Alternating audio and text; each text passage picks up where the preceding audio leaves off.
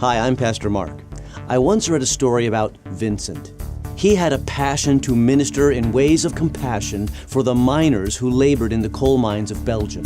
He preached to them, he tended to their needs, he fed the hungry. But he refused to fit into what his denominational supervisors thought a minister should look like.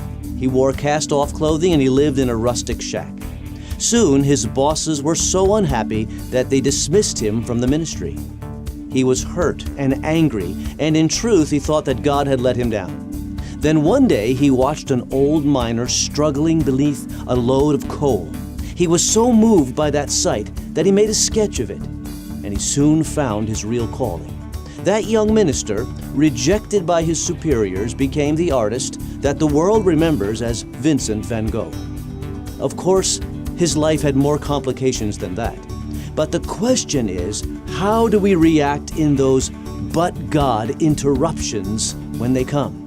You know that time when you think one thing but God thinks another thing for you?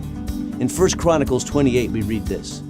King David rose to his feet and said, "Listen to me, my brothers and my people. I had it in my heart to build a house as a place of rest for the ark of the covenant of the Lord, for the footstool of our God, and I made plans to build it.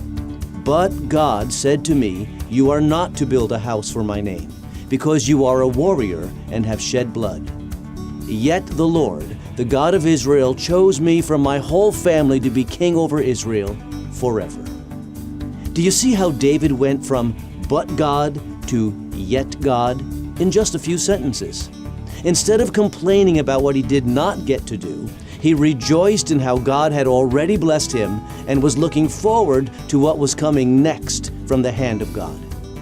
Turn your but God interruptions into faithful yet God declarations, knowing that God has a better plan in mind. Trust Him. Well, that's all for today. God bless you, and I hope to see you in church on Sunday.